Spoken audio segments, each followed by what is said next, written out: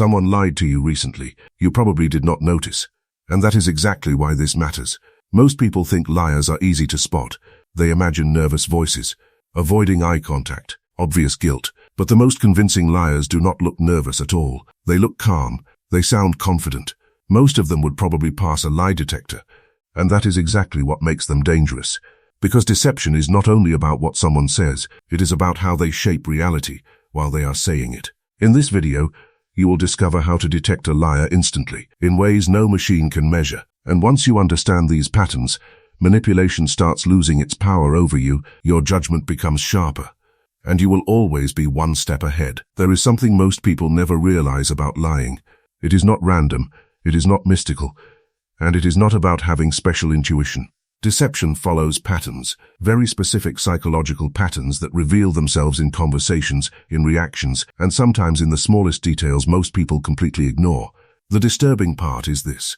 Once you understand these signals, you start noticing them everywhere.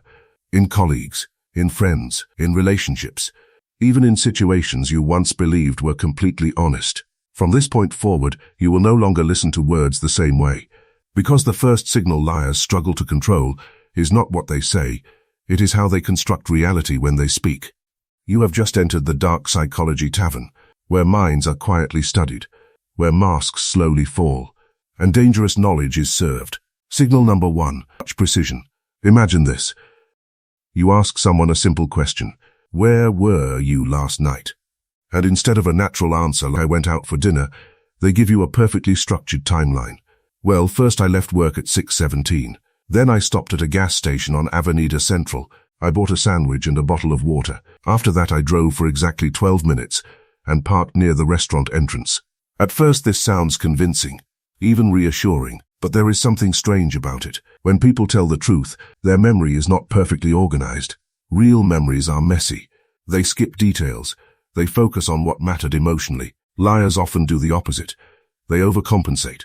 They add precision where precision is not needed because they believe detail equals credibility. Former FBI agent Joe Navarro once said the biggest mistake liars make is believing that more information makes them more believable. In reality, excessive structure can be a signal of construction. So here is something practical you can start doing today.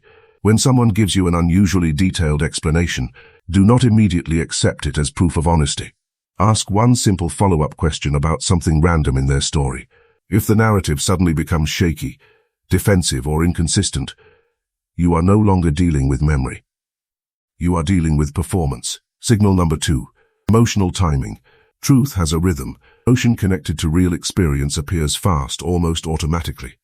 But when someone is lying, their brain is doing two jobs at the same time, maintaining the story and calculating the correct emotional reaction. This creates delay. Imagine you confront a colleague about taking credit for your work. There is a short silence. Then suddenly outrage. How can you even think that? I would never do something like that. Notice the order. Pause. Construction. Reaction. The philosopher Seneca wrote, "He who is brave is free." Emotional honesty requires a kind of bravery because it is spontaneous. Fake emotion often feels slightly out of sync with the moment. So the next time you confront someone with something uncomfortable, do not focus only on what they say. Watch how quickly the emotion appears. Notice if it feels organic or assembled. Timing can reveal what words try to hide. Signal number 3, perfect consistency. Most people believe consistency is a sign of truth. But human memory is not a recording device. It is reconstruction. If you ask an honest person to retell a story weeks later, small elements will change. Not because they are lying, but because memory evolves. Liars know this instinctively, so they try to keep their story perfectly identical every time. Every sentence rehearsed, every detail frozen. Psychologist Elizabeth Loftus concluded that memory is not fixed. It is dynamic. So when you meet someone whose story never changes even in tiny irrelevant details, become curious. Not paranoid. Curious. Bring the same topic back days later in a casual way. Do not accuse. Do not pressure. Just observe. If the narrative feels scripted rather than remembered, you are likely witnessing control rather than authenticity. Signal number 4. Reverse pressure. When liars feel exposed, they often stop defending facts and start attacking perception. Instead of answering your question, they question your intention. Why are you interrogating me? Do you not trust me? Are you trying to start a fight? Suddenly the conversation is no longer about what happened. It becomes about your behavior. Carl Jung once said, everything that irritates us about others can lead us to an understanding of ourselves. Manipulators use irritation strategically. They create emotional noise to escape logical clarity. When someone redirects the conversation from facts to your supposed attitude, calmly bring it back. I am not questioning you. I am asking about what happened. Do not follow the emotional detour. Stay on the road. That alone can expose more than confrontation ever could. Signal number 5. Controlled stillness. Many people think liars fidget. Sometimes they do. But skilled liars often do the opposite. They reduce movement. They monitor posture. They become unnaturally composed. Almost like an actor holding position on stage. You may notice fewer natural gestures, slower blinking, a body that looks stable but feels tense. Charles Darwin observed that genuine emotion tends to express itself involuntarily. Excessive control can be a signal of internal monitoring. During an important conversation, shift the environment slightly. Change topic suddenly. Introduce humor. Ask an unexpected question. Honest people adapt fluidly. Someone who is managing a lie may struggle to maintain their carefully built physical composure. Now here is the most important part. No single signal proves someone is lying. Anyone can show one of these behaviors because of stress, fear, or social pressure.